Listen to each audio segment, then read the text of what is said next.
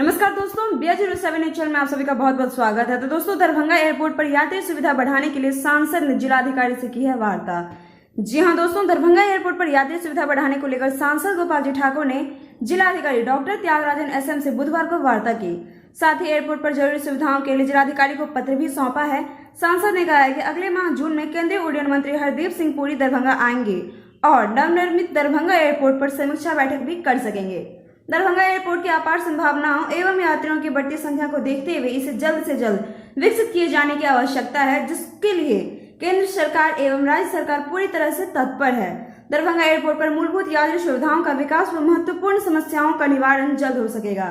सांसद ने यात्री सुविधा के लिए एयरपोर्ट वाली सड़क पर मुख्य प्रवेश द्वार तक और मुख्य प्रवेश द्वार से टर्मिनल भवन तक यात्री सेट का निर्माण, सभी सुविधा युक्त नए और बड़े टर्मिनल भवन के निर्माण के लिए जमीन अधिग्रहण और बहुस्तरीय वाहन पार्किंग की व्यवस्था के लिए जिलाधिकारी को कहा है। साथ ही सुरक्षा दृष्टिकोण और विमानों के निर्बाध परिचालन के लिए एयरपोर्ट परिसर के अंदर से सैकड़ों नीलगाय एवं जंगली पशुओं को हटाए जाने की सुरक्षा दृष्टिकोण से मद्देनजर एयरपोर्ट की चारदीवारी और अविलंब निर्माण को कहा है कि यात्री सुविधा के लिए टर्मिनल भवन को सीधे सड़क संपर्क देने के लिए एलिवेटेड रोड का निर्माण होना चाहिए। कहा है कि महत्वाकांक्षी उड़ान एवं योजना के तहत मिथिला के केंद्र दरभंगा से हवाई अड्डा सेवा प्रारंभ की गई है।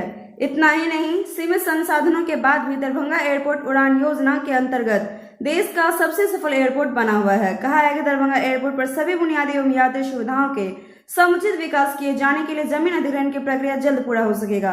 8 करोड़ मिथिला वासियों को हवाई सेवा का लाभ देने के लिए प्रधानमंत्री नरेंद्र मोदी के नेतृत्व वाली केंद्र सरकार एवं राज्य के नीतीश कुमार के नेतृत्व वाले NDA सरकार के प्रति आभार व्यक्त करता हूं। तो इसी के साथ हम लेंगे आपसे। अगर आपको मेरा वीडियो कैसा लगा कमेंट करके जरूर बताएं। साथ ही लाइक से सब्सक्राइब जरूर करें, प्रेस करें बेल आइकन ताकि हमारा अपडेट सबसे पहले पहुंचे आपके पास। तब तक के लिए घर पे रहें, स्वस्थ रहें, सुरक्षित रहें। साथ ही जो अपने देश में आने वाली थी जो यास तूफान है, यास नाम की, उससे जरूर बच के रहें। इसीलिए अभी घर पे रहें, सुरक्षित रहें और अपने परिवार का ख्याल जरूर रखें।